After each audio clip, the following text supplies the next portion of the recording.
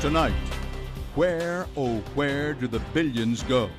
One congressman wants to know and calls the Fed on the carpet. One person having the power to disburse $1 trillion without checking with the president, without talking to Congress, without being subject to the Freedom of Information Act, without having any auditing, this is outrageous. The Marines move south on the front lines of the surge in Afghanistan. For 14 months, this district center was essentially under siege. And reporting on the war, the observations of two journalists who hike into Helmand Province with U.S. forces. They're accomplishing the mission they've been doing, but they need to know how this mission fits into a reasonable, larger strategic plan for Afghanistan. We'll bring you the news tonight on Dan Rather Reports.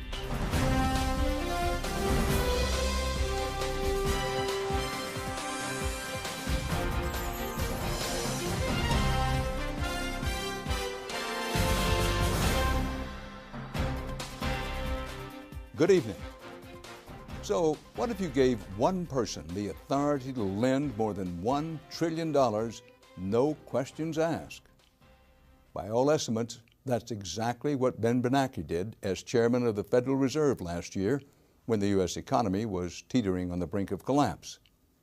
The Federal Reserve, or Fed as it's commonly known, is the central bank of the United States, charged by Congress with setting the crucial but seemingly mundane monetary policy.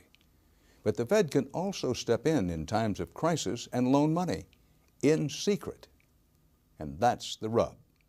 The Fed has never acknowledged where many of the billions of dollars were spent. The action by the Fed may have saved the economy from financial meltdown, but all those secret loans have led to a torrent of new criticism, much of it championed by a man in Washington few have ever heard of. We have an organization now that can willy-nilly hand out $1 trillion and is accountable to no one. Meet freshman Congressman Alan Grayson, the first Democrat in 34 years to represent Orlando's 8th District. Think about that. One person, the chairman of the Federal Reserve Bank, having the power to disburse $1 trillion without checking with the president, without talking to Congress, without being subject to the Freedom of Information Act, without having any auditing, this is outrageous. Grayson was raised in a tough neighborhood in the Bronx. He worked his way through Harvard Law School, founded a telecommunications company that grew into a multi-billion-dollar business, and made a name for himself prosecuting Iraq war profiteers. Florida's taxpayers are being robbed. But it was a clever advertising campaign that helped him unseat a 4-term Republican congressman in a very Republican district. Send me to Washington and I'll put a stop to taxpayer robbery. Stop! Thank you, Mr. Chairman. Now, as a junior member of the House Financial Services Committee, the congressman with the colorful clothes is tackling what he calls the biggest, most secret bailout of them all, the Federal Reserve's emergency lending program. Mr. Cohen, you just said that $1.2 trillion has been lent or spent, as the case may be. That's $4,000 for every man, woman, and child in this country. Don't Americans have the right to know how you spent that money? Grayson wanted to find out where the money went, and so last May he grilled the Federal Reserve's Inspector General, Elizabeth Coleman. Have you reached any conclusions about the Fed expanding its balance sheet by over $1 trillion since last September? We have not yet reached any conclusions. Do you know who received that money? We're in the process right now of doing our review, and Right, but you're the Inspector General. My question to you specifically is, do you know who received that $1 trillion plus that the Fed extended and put on its balance sheet since last September? Do you know the identity of the recipients? I do not know. We have not looked at that specific area at this particular point on those reviews. The hearing room had emptied, and the exchange seemed destined for C-SPAN obscurity until one of Grayson's staffers posted it on YouTube, where it hit a nerve.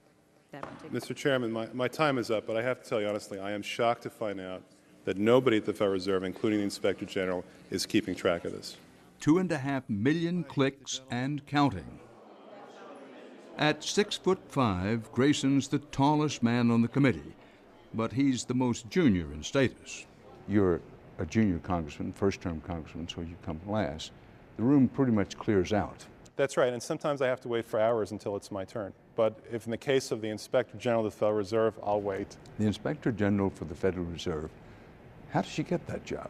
She got that job because the Federal Reserve appointed her. You know, in general, inspectors general are supposed to be watchdogs, are supposed to be independent of their agencies. That's why we have a general accounting office, a government accountability office. It's independent. But in her case, she was appointed by the Federal Reserve. Let me get this straight. She's supposed to be a watchdog, but the people she's supposed to be watching, they get to choose her. That's right. And that doesn't make a lot of sense, does it? Grayson says the Federal Reserve needs a new watchdog, and he's co-sponsoring a bill to bring more accountability, transparency, and oversight. The bill would force the notoriously secretive Fed to open its books to an audit, making public who the Fed lends to and on what terms. Getting both Republicans and Democrats on board on auditing the Federal Reserve System. The bill was the brainchild of Republican Congressman Ron Paul from Texas, who's been trying to pass it since 1983. Now, everyone from Republican talk show host Glenn Beck on the hard right to Senator Bernie Sanders on the hard left is pushing for it. In the House, every Republican, along with 110 Democrats, led by Grayson, has signed on to Ron Paul's bill. Ron Paul, in this case, is right. And I'm prepared to work with a Republican who's right for the benefit of the public. So that's what we've done. We've joined with him, taken a bill that hasn't been successful literally for more than 2 decades. And we've reached a point now where almost 2/3 of the members of Congress support it because it's no longer a Republican bill. It's a good government bill. But do we really want Congress being able to intervene in the independence of the Fed? Congress certainly is not going to be telling the Fed anytime soon, you should expand the money supply by 6.3%. That's not what we do. But that's not what the Fed's been doing since last September. They've been making deals with their friends on Wall Street and doing that at the taxpayer's expense. There is clearly a lot of hostility in Congress about the Fed. And the Fed is in the period of greatest vulnerability to loss of its independence. Larry Meyer was a Federal Reserve governor from 1996 to 2002. To say that he opposes opening the Fed's books is putting it mildly. If we had a situation where a bill came up and had a serious chance of passing, reducing the Fed independence, markets would be in chaos, the equity market would collapse, inflation expectations would soar, and you hope that chaos would be enough to have Congress reconsider. People on the other side of the argument basically say the government has undertaken the biggest, most extensive financial endeavor in our lifetime. We're a democracy. It's our money. So what's so dangerous about letting the public know where the money has gone and what the collateral is? Do we want transparency? There are trade-offs in this world. Certainly we understand there are trade-offs. Transparency is good, but so is the ability of the Fed to lend under unusual and exigent circumstances to banks to be the liquidity provider of the last resort. We would do extraordinary damage to the economy if we interfered with that. What kind of damage could be done if you put up on the website, okay, X, Y, and Z was in here yesterday? So let's say Citi is the first bank and says, I'm in trouble. Okay, I need emergency lending. And the Fed says, okay, please go out, have a press conference and announce to everybody you're in trouble. Okay, then come back. Okay? Are they going to do that? Well, you tell me. I don't think so. Do that? I don't think so. Okay? Because? Because that be runs on their bank. No, none of the people who are their counterparties would do business with them anymore. Nobody in the private sector will lend them any money. The Obama administration has not taken an official position, but Treasury Secretary Timothy Geithner told the Wall Street Journal an audit is, quote, a line we don't want to cross. That's what Wall Street, big banks, and many economists think. Congress, they say, has no business getting into the details of monetary policy. But Congressman Grayson is all about the details. In this hearing last January, he bore in on Federal Reserve Vice Chairman Donald Cohn for more information about the Fed's loans. I'd like to know how much was given to Credit Suisse and what you got in return. How much was given to Citibank, what you got in return. If you put out $50 billion to Credit Suisse, the taxpayers need to know that. I'd be very concerned, Congressman, that if we published the individual names of who was borrowing from us, no one would borrow from us. The purpose of our borrowing is not to support individual institutions, but to support the credit markets. Has that ever happened? Have people ever said, we will not take your $100 billion because people will find out about it? We said we will not publish the names of the borrowers, so we'll have no test of that. This subject is resonating with many Americans. You hear it in town hall meetings and other forums. The basic question is, why does the Federal Reserve have so much power? What's the answer to that? The answer is because Congress gave it that much power. And it did so intelligently because it knew it couldn't responsibly carry out those tasks itself. Given the political wrangling in Congress, we can see it today in the dysfunctional nature of Congress. Whatever the Democrats say, the Republicans say the opposite. It takes forever to get a bill through. And that's why Congress and parliaments around the world have delegated to their central banks this authority because they knew it was too important to try to do it themselves. Congress created the Federal Reserve in 1913 in response to a series of banking crises, giving it the power to regulate the money supply, oversee commercial banks, and provide loans to banks in trouble. Nowhere in the law did it say the loans must be confidential. That's just the way it's always been done. After the Great Depression of the 1930s, Congress gave the Fed even more power, allowing it to lend to anyone it chooses if the circumstances are, quote, unusual and exigent. It's kind of been standing there like a financial militia, waiting for a crisis like this. David Wessel is economics editor of the Wall Street Journal and author of a new book, In Fed We Trust, about the Fed's unprecedented actions to steer the country out of the financial crisis. When the crisis came, we discovered they had all sorts of weapons in their cabinets that we didn't know they had. They dusted off things that no one had ever occurred to them they would need since the Great Depression. The crisis came in September 2008, when Lehman Brothers filed for bankruptcy. Literally, the financial system freezes up.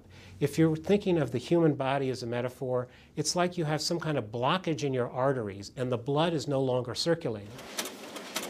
The Federal Reserve started printing money, lots of it. By December 2008, its balance sheet had more than doubled, from $870 billion before the crisis to $2.2 trillion. And for the first time since the Great Depression, the Fed started lending not just to commercial banks, but also to insurance companies, investment banks, and other big corporations it doesn't regulate. They're lending to AIG, they lend to industrial companies that can't get money the regular way, they lend money into the mortgage market. They basically do whatever it takes to prevent the implosion of the financial system from causing what Bernanke called in my conversations with him, Depression 2.0. The Federal Reserve didn't just lend money. Congressman Grayson says it also played favorites by extending Citigroup, a deal that other banks didn't get. The Fed promised to cover $250 billion of Citigroup's so-called toxic assets if they should lose value. Last February, Grayson grilled Citigroup CEO Vikram Pandit about that deal. You tell me, Mr. Pandit, where I can get a deal like this, where I can get $250 billion in insurance, as you put it, for toxic assets that barely have a bid in the marketplace and only pay $7 billion for that. You tell me where I can get a deal like that. Congressman, the only thing I would say to you is that these aren't necessarily toxic assets at all. The government has gone through these assets very carefully. They've gone through what the expected losses might be on this. They did their work. And I think that's an important aspect that is not in this document. Well, if it turns out that they're not truly toxic and there is an upside, who gets the upside? The losses and the profits are netted on this pool of assets. And if there are profits beyond that, they are Citi's profits. Right. So you get 100% of the upside and the government gets 90% of the downside, correct? That is what the insurance contract is designed to do. Have you heard the phrase, Mr. Pennant, heads I win, tails you lose? I appreciate that, Congressman. I don't think it applies here. Congressman Grayson says the collateral on many deals is, at best, unclear. For all we know, the Federal Reserve has taken losses in the billions on these assets, possibly even the tens or hundreds of billions in the name of the taxpayer, and we don't know because the balance sheet is basically a way not to tell what's going on as opposed to the true version of any balance sheet, the true purpose of a balance sheet, which is to tell the truth. It's not just Congressman Grayson who wants more transparency from the Fed. Right now we're running the Fed's minutes as #1 story and top. At Bloomberg News in New York City, reporter Mark Pittman says his efforts to track the Fed's lending have been stymied. We got answers back, which was kind of like, we have your request, we're thinking about it. And then the next thing would be, we have your request and we found 500 documents that apply to it. And then the next thing that would come is like, but you can't have any of them. Well, okay. We were not accommodated, to say the least. Bloomberg editor Matt Winkler finally filed a lawsuit against the Federal Reserve, trying to compel them to turn over the specifics of who got what. Pittman says there's still much we don't know. In short, we don't really know what our risk is. We have suspicion, but we don't know what it is, and that's the disturbing thing in a democracy. Last month, a judge agreed and ordered the Fed to disclose the information. The Fed asked for and was granted a stay and is expected to appeal. Meeting's adjourned. While the Federal Reserve defends itself in court, on Capitol Hill, it must fight off that audit and a growing concern about the repercussions of printing all that money. When the Federal Reserve creates $1 trillion out of thin air and hands it out, that cheapens every dollar that's in your pocket. It cheapens the value of your 401k, it cheapens the value of your checking account, it cheapens the value of your pay stub. And that's why we need checks and balances. What's the worst case scenario? The worst case scenario is wild inflation. And we could well be heading that way with the kind of irresponsible handouts and bailouts that we've been seeing lately by the Federal Reserve. Congressman Alan Grayson. Fed Chairman Ben Bernanke has been praised by President Obama for his, quote, bold action and out-of-the-box thinking. And he's likely to be confirmed by the Senate for a second term. Economists say that Bernanke faces a delicate task ahead. He must continue the Fed's lending long enough to get the economy standing on 2 feet, but pull it back before a nasty burst of inflation occurs. Bernanke must also discourage further reckless, extreme risk-taking by Wall Street. And he's pushing for Congress to give the Fed more authority. So he says that it may oversee not just the banks, but the entire financial system. Congressman Grayson, as you might expect, opposes that move. Now, coming up next, we take you to the front lines as U.S. Marines surge south in Afghanistan. So stay here with us.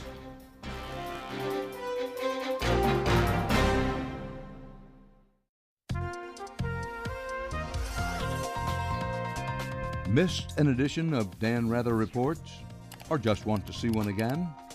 We're now available on iTunes, so check us out.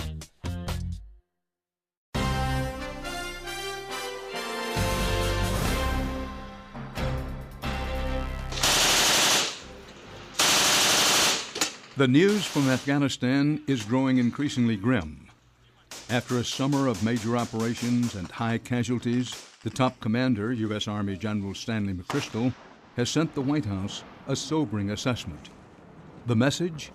He may need tens of thousands more boots on the ground to avoid what he calls failure. As the debate in Washington heats up over how many U.S. troops should be sent into the war in Afghanistan, it's important to remember that the United States is already in the midst of ramping up its forces. The previously approved buildup began just months ago, with Marines pouring into southern Afghanistan. The challenges these young Americans face on the ground, their successes and their struggles, serve as an important case study for the benefits and costs of further escalation. Our reporter-producer Lucian Reed spent several weeks with the Marines as they established and began to carry out their mission. To provide an added perspective, Lucian was joined for some of that time by Seth Moulton, who served 4 active tours as a Marine officer in Iraq. This is what they witnessed and brought back for you to see and think about.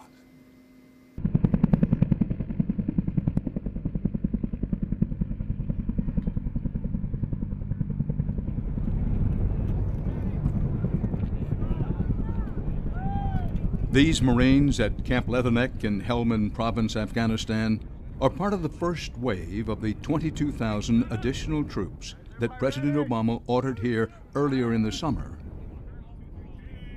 1, 2, and 3.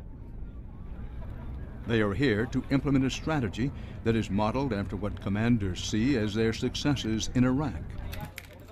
An entire Marine battalion, about 1,500 men in total, has been assigned to a single district, an area with a population of less than 80,000. 81s will be landing here at LZ3, and 3rd Platoon will be moving there. The Marines' job is to drive out the insurgents, secure the district, and reintroduce government into an area that has been under Taliban control for almost a year. American troops haven't been in this part of Afghanistan in significant numbers since August 2008, but several British units have been operating in the area, manning small outposts and training Afghan soldiers. A few of these British soldiers will be traveling with the Marines. And then they'll just withdraw and leave it booby-trapped with IEDs, so I'd be very, very cautious. The British soldiers repeatedly warned the Marines about IEDs, improvised explosive devices, which in the last 6 months have become the biggest single threat to troops here. In the past, coalition forces in Afghanistan worried mostly about small arms attacks, being shot at with machine guns and mortars. Now, more than half of all U.S. casualties here are caused by roadside bombs, a situation that increasingly resembles the dark days of the war in Iraq.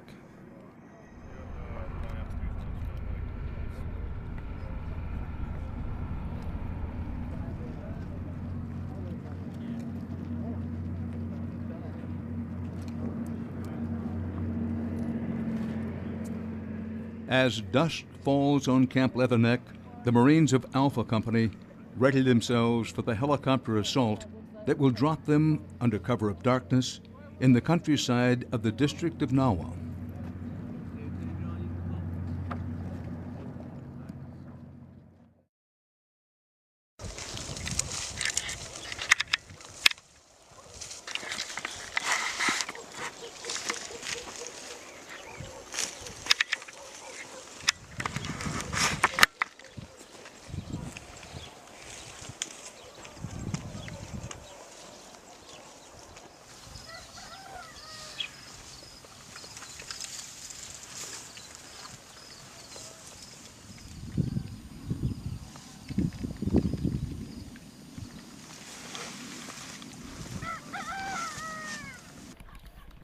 As the sun rises, the Marines begin their trek through the farmland of the Helmand River Valley.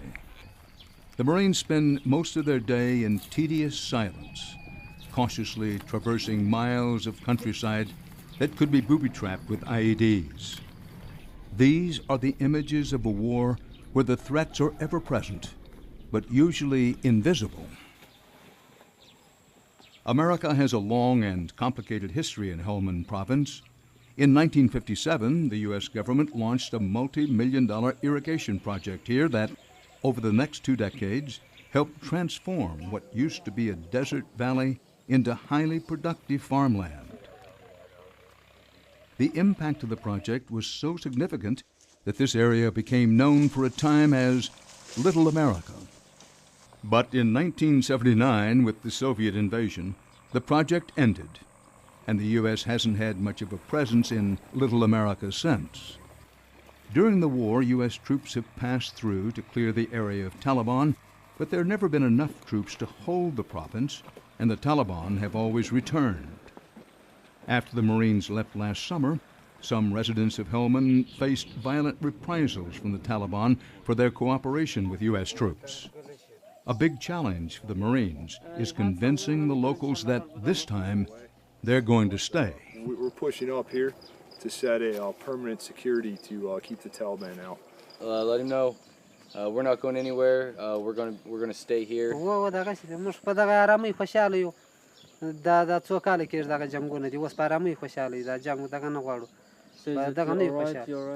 The Marines are in the countryside for several days. The hours of silent trekking interrupted only by these brief encounters with farmers. These are the mundane first steps in building a relationship with the local community. John. What can we do for you? Well, we're kind of, we've heard some reports that Taliban have been coming around in the area. At night, the Marines sleep in schools and houses in the communities.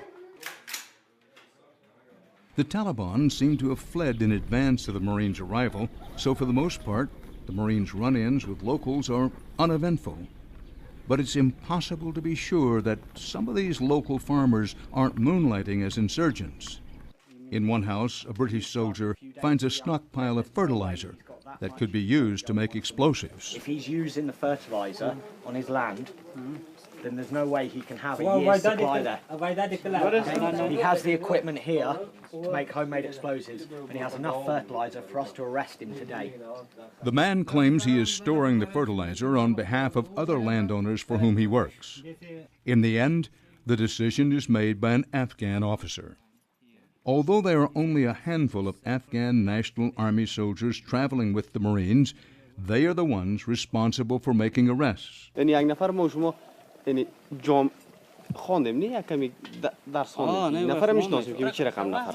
saying, as far as I know, these are ordinary people. He must let the owner know that we are going to mark this property, okay, and that it will be checked again in the future.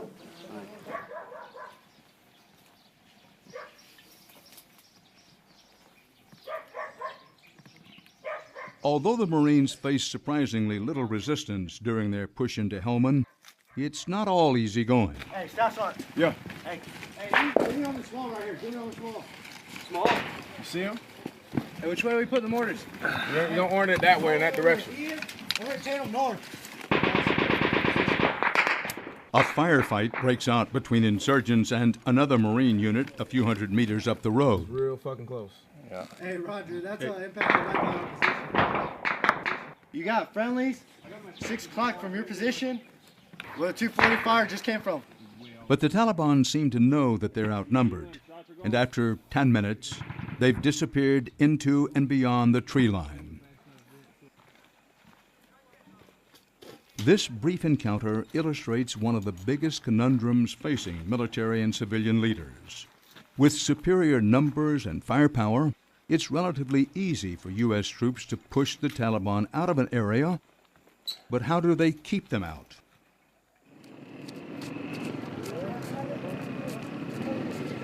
For some insight into that question, we visited the nearby village of Nawa, the district's administrative center. Another Marine company arrived here a few weeks earlier. Commanders say things have already gotten better. Lieutenant Colonel William McCullough. For 14 months, this district center was essentially under siege. The local police controlled from 500 meters to 1,000 meters outside of this base. And this was an isolated island. Fewer and fewer people coming to the market. Fewer and fewer things happening. Constant fighting just right at the tree line outside of here. Lieutenant Colonel McCullough is the commander in charge of the entire Marine battalion in the district of Nawa. He came to Afghanistan after 2 tours in Iraq's violent Anbar province, where he helped train the Iraqi army and worked as a liaison to tribal leaders. As he takes on the monumental task of securing the district of Nawa and bringing normalcy back to its people, he is working closely with 2 other men. Ian Purvis, a civilian stabilization advisor with the British government, and Captain Gus Biggio, a civil affairs officer attached to the battalion. They have high hopes for what they can accomplish. People here in Helmand province, many of them remember when this This area was called Little America, and they were happy, safe, economically viable, and we hope that we can help get them back to that stage. Captain Biggio left a job as a Wall Street lawyer to join the reconstruction effort in Afghanistan. He told us that the situation in Nawa has changed dramatically since he arrived. The Friday market, almost deserted a few weeks ago, is now thriving.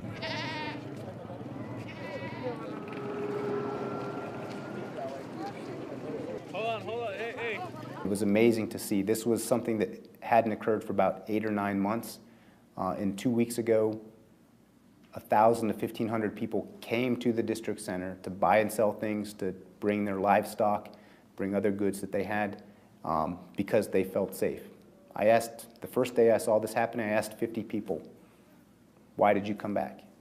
The answer that I got 50 times was because it's safe. The second week, there was even more people here.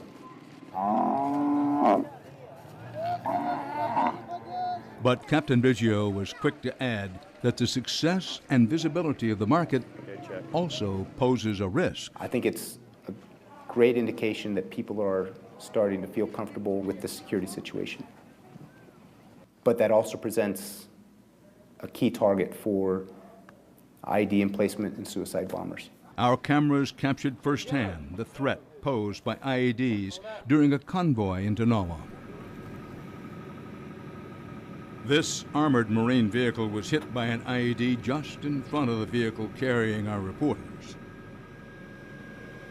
There were only minor injuries, but it's a stark reminder that while the security situation has improved in Helmand Province, the Taliban hasn't yet surrendered this area to coalition forces. Did your head hit the top or your seatbelt just... I don't remember.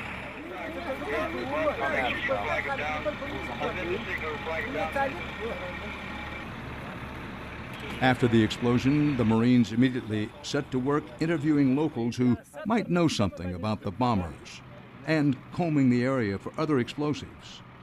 When they find another IED up the road, an explosive ordnance disposal team detonates it from a safe distance.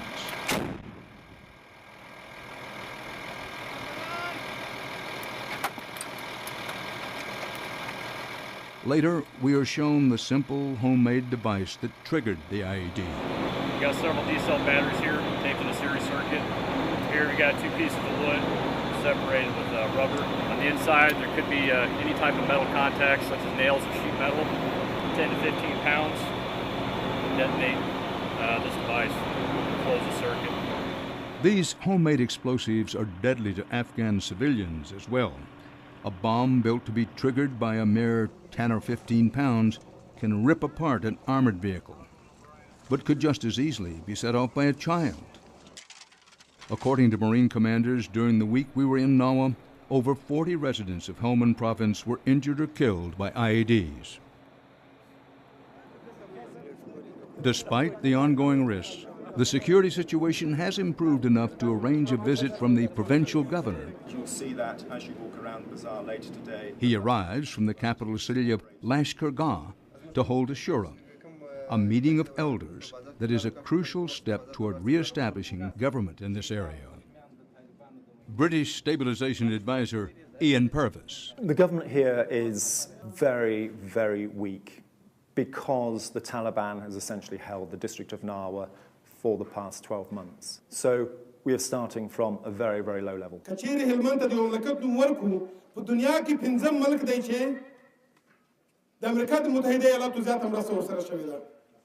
the Shura, the provincial governor tries to persuade the elders to support the Marines' efforts in Helmand.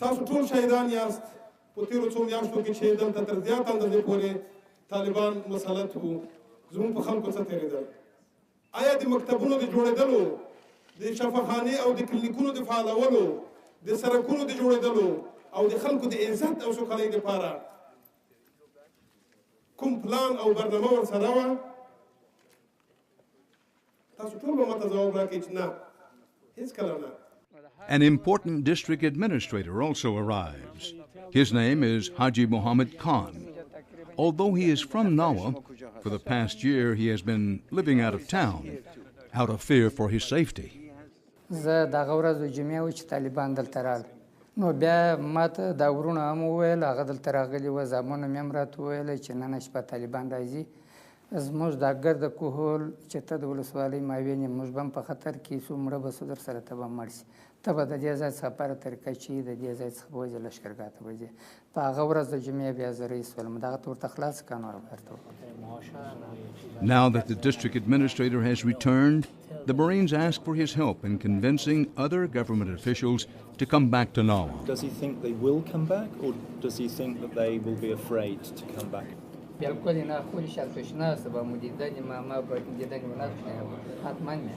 will come in. Okay. This may be an opportunity. Your return is a big symbol to a lot of people.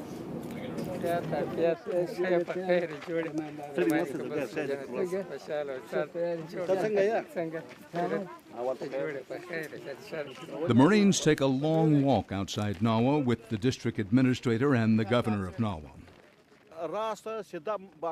As they pass canals that the U.S. helped construct over 40 years ago, they discuss a new development project, building a road to connect the district center with these outlying areas. Is there a road on the other side of this canal that if we made a bridge? Colonel McCullough believes it's projects like this to improve the security and quality of life of local residents that are the key to winning over the sympathies and cooperation of Afghan citizens. Taliban supporters are in the minority. The majority of the people don't support the Taliban, nor do they support ISAF. What they support is anybody who brings a sense of normalcy back to their life. If that's us, they support us. If that's the Taliban, they support the Taliban. At the end of their walk, the Marines and Afghans reach the district administrator's house. The grass has grown tall in his absence. The house has been ransacked, and most of his belongings are gone. But there is hope for rebuilding. Your home right now is kind of representative of the whole district. Just came through a bad time? داسې به هم راسي داسې ورځې به راسي چې په ګیسټ روم کې به سره ناستې سره ټي به کوو ډوډۍ به کوو انشاءالله. I believe it, absolutely. Thank you. We have a lot of work in front of us. But it all can be done. Thank you. Thank you.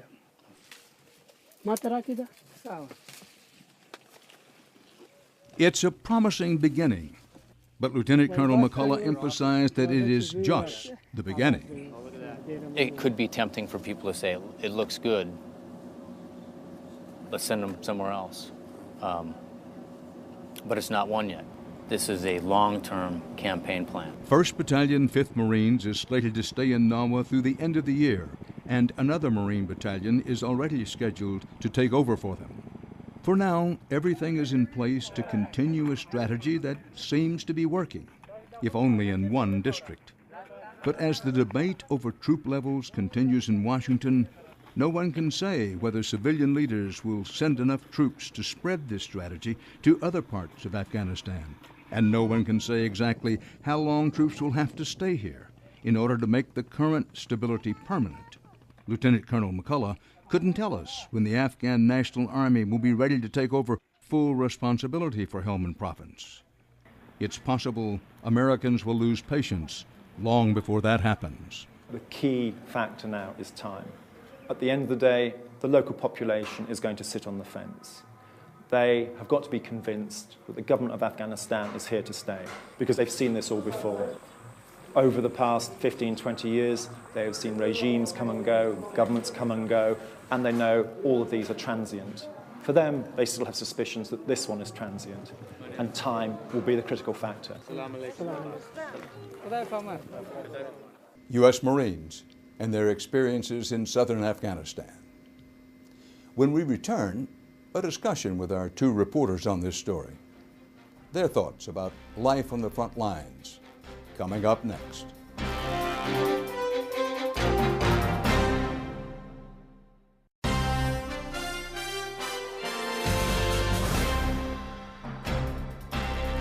You've seen tonight the sights and sounds of the U.S. escalation in southern Afghanistan. But how does that fit into the larger picture of the war? To answer this question, I sat down with the two reporters on tonight's story. Lucian Reed is a renowned photojournalist who has reported extensively for this program from Iraq and Afghanistan. For this report, he spent several weeks with U.S. Marines from the very start of their deployment. He was joined for some of that time by Seth Moulton, now in the Marine Reserves. While on active duty in Iraq, he worked closely with General David Petraeus. Seth is now getting a joint business and public policy degree at Harvard University, and it was there that we sat down for a recent conversation. Well, let's talk. Seth, tell me about the mission to Helmand. What did you see?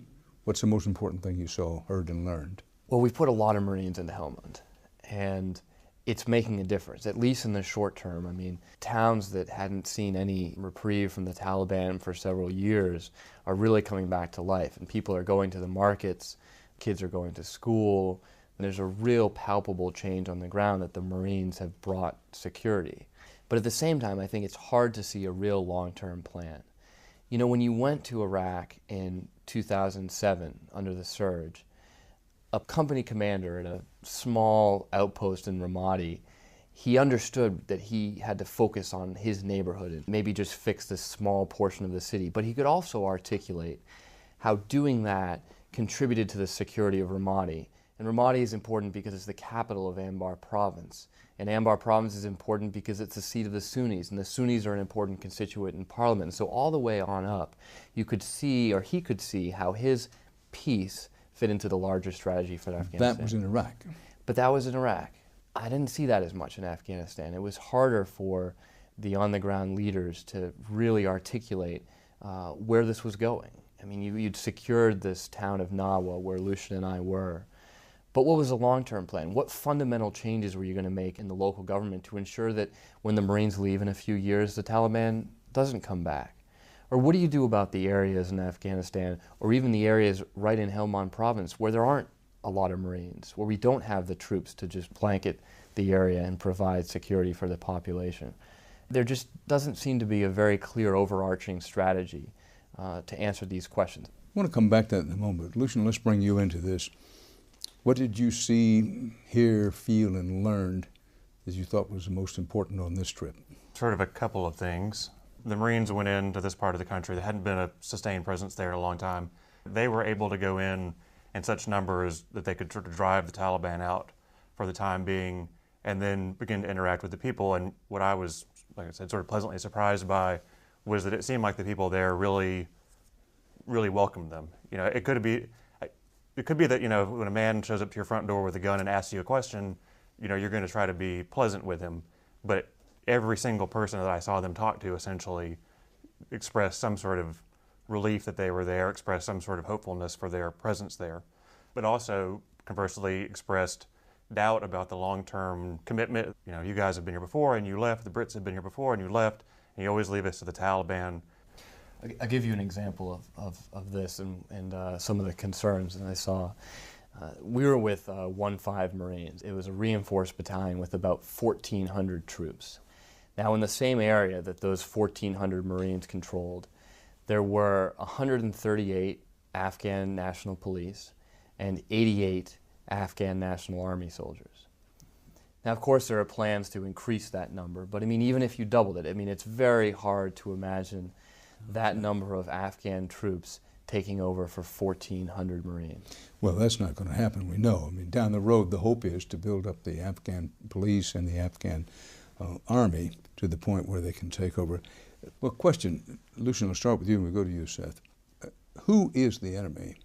Increasingly, people in this country are saying, well, I'm a little confused. Is the enemy the Taliban? Is it Al-Qaeda? Are they one and the same?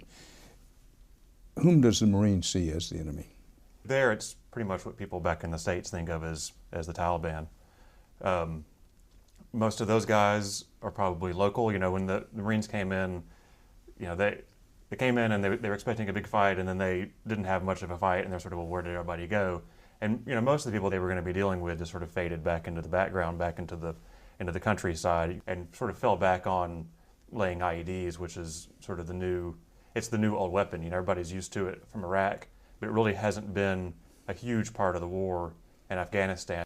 Up until the last 6, 8 months, maybe a year, where it's really just, they're widespread. I mean, they're everywhere. The guys I was with 1-5, in the 3 or 4 weeks they were there, they lost 4 MRAPs in a Humvee, and that's probably what, $1 million worth of armed vehicles gone with not much effort really on the part of the Taliban. There was a lot of criticism leading up to the Marines push into Helmand province that if you put that many troops in there, you'll just see a lot more incidents. The enemy will have targets. And so if your aim is to protect the population, you're not going to accomplish that by just putting an awful lot of Marines down there and having a lot more violence. And that it did not come true. In fact, in many ways, it was sort of a vindication of the Powell Doctrine, that if you put in overwhelming force, that it will carry the day. Not long after the Marines got there, one began hearing that while they certainly had firefights, they certainly had real combat, some of it intense, that by and large the Taliban had slipped away, which is in the nature of guerrilla armies, and they'd showed up in a section of Afghanistan where the Germans were or some other nationality was. That presents the perhaps overworked analogy of the whack-a-mole. Okay, in Helmand you whack them, but they pop up over here where the Brits are or where the Germans are. Did that happen, Lucian? Yeah, I mean, quick. And Kunduz, which has been in the news a fair bit these last days because of a civilian casualty incident, is one of those places. And it was, I was there in April, and it was a little dodgy, but you can sort of go around, and I was out on the streets and investigating things and talking to people, and now, you wouldn't want to do it. There's a certain sense in which that strategy can be okay if Helmand is just of such strategic importance that curtailing the Taliban's source of funding by controlling Helmand province really cripples them throughout Afghanistan. Then it's okay if you push a few more Taliban into different areas that are less important, and so violence picks up a little bit in the mountains, for example. And if some of what was there goes elsewhere, it's still worth the mission. Right, but we don't know if that's true yet. We haven't seen the results. We don't know if the Taliban will really be crippled by securing Helmand and reducing their flow of drugs and narcotics money to other parts of the country. Did we send enough troops to Helmand? Do we have enough troops there now? In my opinion, in the parts of Helmand where Lucian and I were embedded, we did have enough troops. In the town of Nawa, the Marines controlled the town, and it was working. People were happy the Marines were there because they were able to go back to their normal lives. Right. But in the province as a whole, I'm not quite sure. I mean, I guess to me this is sort of the most important point, and the thing that is sort of is a lesson for going forward. The first experiment really was sending a large number of reinforcements. Where we sent them, they did what we wanted them to do, I think. I think it's successful. I mean, there's fighting there, there's casualties, but I think, by and large, the goal was accomplished. But the result from that experiment, besides an accomplishment of the goal, is that now you can see that, yes, we want to do what we want to do. This is the number of troops it takes in a very small area. I mean, 4,000 Marines on the ground, 10,000 in the wider AO to hold down, a place that was, 100 miles long and 5 miles wide or something. And so it's an object lesson that if you want to do this, this is how many you're going to need. In my opinion, I don't think we're yet prepared to sort of shoulder that kind of burden. About the elections, at least one of the purposes of bringing the Marines in was to provide stability for the elections. Did it work? I was in Afghanistan during the election, and there was a curious sort of thing where the first reporting out of Nawa, where we were, was 0 votes. And then a week later, they magically found several thousand votes.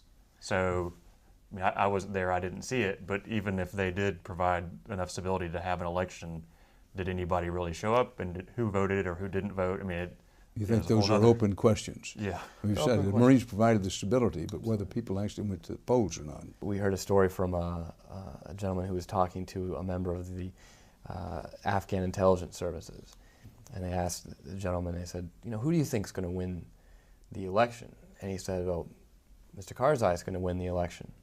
And the gentleman said, well, everybody's been predicting Karzai would win for a while, but just in the past week or so, Abdullah's really been rising in the polls, so he might just take it. And the intelligence officer looked back and said, no, you don't understand. Karzai is going to win. There's an epilogue to that story, and that's that this gentleman that we're talking about was assassinated. This official, they got to him, which I think is pretty stunning. What should be the takeaway for our audience, given your experience in time there? The troops on the ground are doing a great job. They're accomplishing the mission they've been given. But they need to know how this mission in a place like Helmand Province fits into a reasonable, larger strategic plan for Afghanistan, a plan that can see us winning the war in a reasonable time frame. That's still unclear. We need a strategic plan for Afghanistan, and we need an explanation, I think, from the administration as to why we're there. There may be no better option. You know, I mean, look, I mean, Afghanistan is a place that has strategic importance to the United States. I'm not denying that for 1 minute. It was people in Afghanistan that attacked us on September 11th, and we should never forget that. But we need to be continually re-asking the question if what we're doing there today is the best way, the most efficient way, the least costly way to achieve security here at home. Lucian, what do you think our audience's main takeaway should be? I'm sort of an optimist on the thing, mostly because I still believe that most of the people there want us to be there, and that there are, in addition to the strategic reasons for being there, I think we've made a commitment there. I think that there are things about our national identity, our national character that should bring us there. I know you're very interested in women's issues. Every time I drive by a girls' high school in Kabul, I think, you know, we got to keep at this thing, because if we don't, all those women are going back into a metaphorical cave. So I think, you know, that's something that people should not lose sight of, or at least that, in my opinion, that I try not to lose sight of. You know, one of the things I feel like sometimes is that oftentimes with all of the bad news coming out of there, that every time one of our leaders or, you know, politicians or the president or anybody sort of comes out and says, you know, we're losing this thing, I think we're losing it just a little bit more, because the Taliban sees that. And one of the reasons I think the war has changed and has gotten so hot lately is that they have the momentum, they have confidence, they have, you know, sort of history on their side, and every time they see sort of weakness from us, it just gives them that much more impetus to hold on and keep fighting. And the only way that we're going to make a success of it is if we match that. That's my feeling. I think that's true. And let me just say one more thing. One of the things I noticed before I went over there is I was fairly skeptical of Afghanistan for a lot of strategic reasons, skeptical of our commitment there and whether it's really the right strategic decision for the United States at this time in 2009.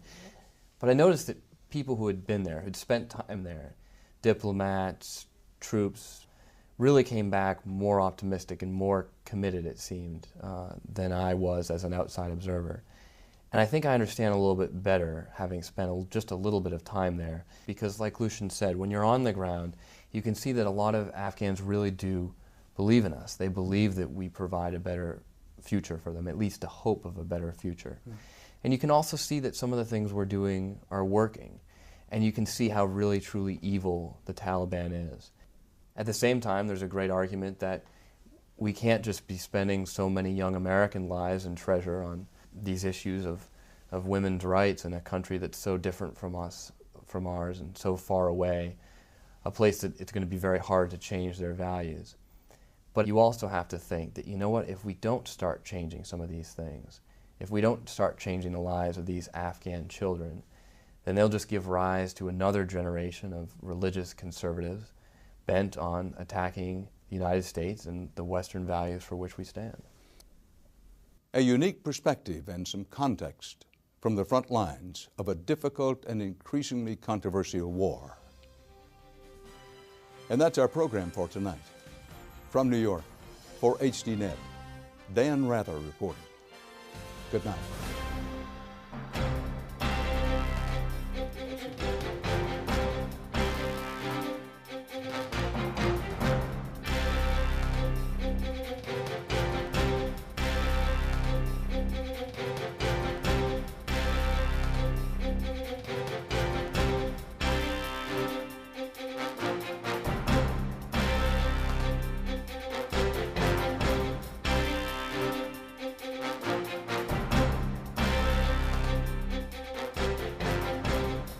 If you would like to add your name to an email list for information on upcoming programs, or if you would just like to send a question or comment, please email us at viewer@hd.net.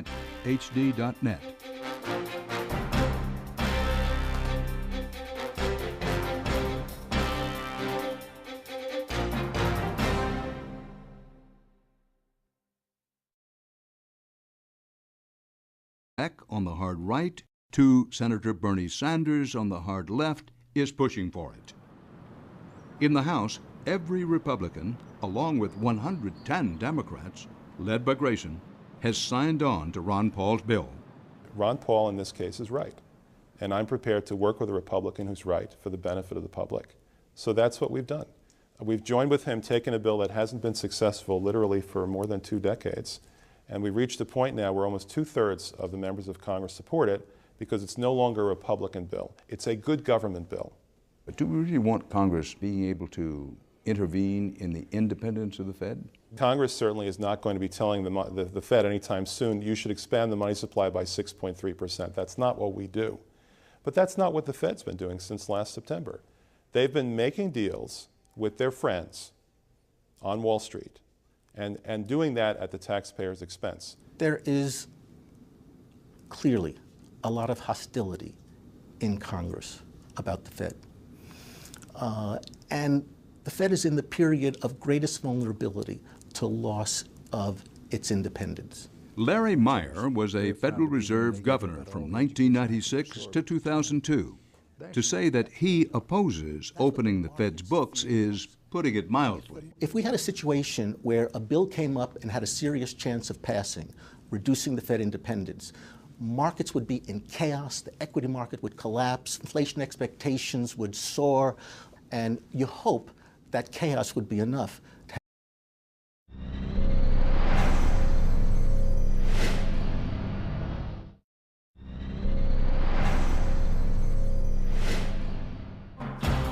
Tonight, where, oh where do the billions go? One congressman wants to know and calls the Fed on the carpet. One person having the power to disburse $1 trillion without checking with the president, without talking to Congress, without being subject to the Freedom of Information Act, without having any auditing, this is outrageous. The Marines move south on the front lines of the surge in Afghanistan. For 14 months, this district center was essentially under siege. And reporting on the war, the observations of 2 journalists who hike into Helmand Province with U.S. forces. They're accomplishing the mission they've been given, but they need to know how this mission fits into a reasonable, larger strategic plan for Afghanistan. We'll bring you the news tonight on Dan Rather Reports.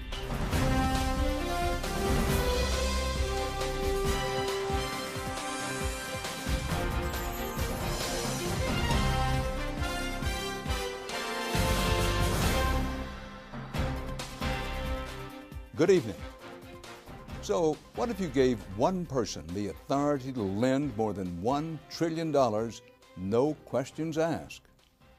By all estimates, that's exactly what Ben Bernanke did as chairman of the Federal Reserve last year when the U.S. economy was teetering on the brink. Send me to Washington and I'll put a stop to taxpayer robbery. Stop! Thank you, Mr. Chairman. Now, as a junior member of the House Financial Services Committee, the congressman with the colorful clothes is tackling what he calls the biggest, most secret bailout of them all, the Federal Reserve's emergency lending program.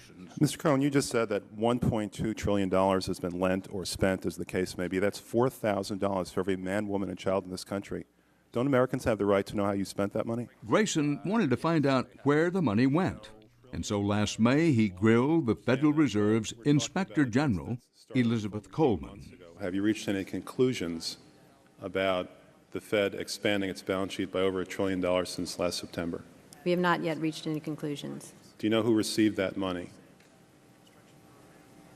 We're in the process right now of doing our review, and Right, but you're the Inspector General. My question to you specifically is, do you know who received that $1 trillion plus that the Fed extended and put on its balance sheet since last September? Do you know the identity of the recipients?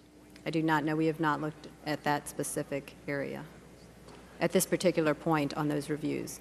The hearing room had emptied, and the exchange seemed destined for C-SPAN obscurity until one of Grayson's staffers posted it on YouTube, where it hit a nerve.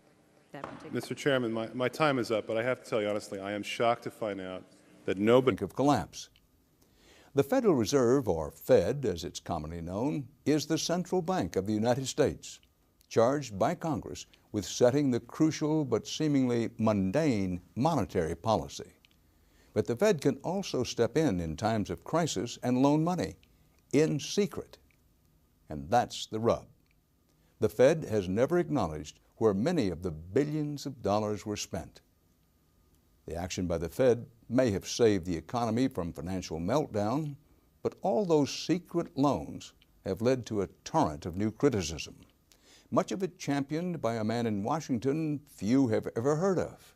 We have an organization now that can willy-nilly hand out $1 trillion and is accountable to no one. Meet freshman Congressman Alan Grayson, the first Democrat in 34 years to represent Orlando's 8th District. Think about that. One person, the chairman of the Federal Reserve Bank, having the power to disburse $1 trillion without checking with the president, without talking to Congress, without being subject to the Freedom of Information Act, without having any auditing. This is outrageous.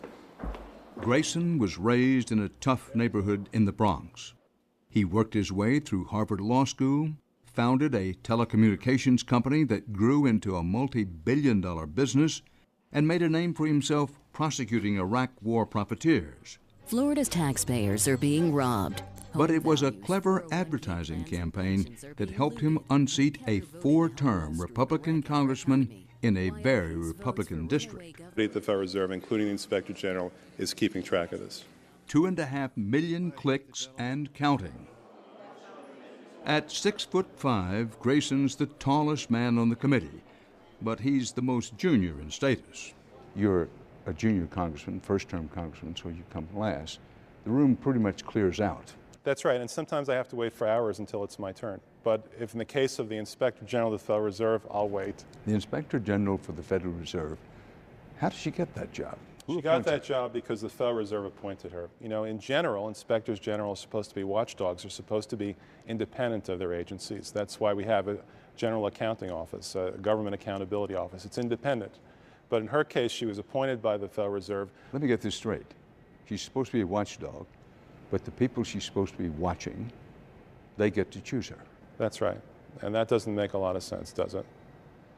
Grayson says the Federal Reserve needs a new watchdog, and he's co-sponsoring a bill to bring more accountability, transparency, and oversight.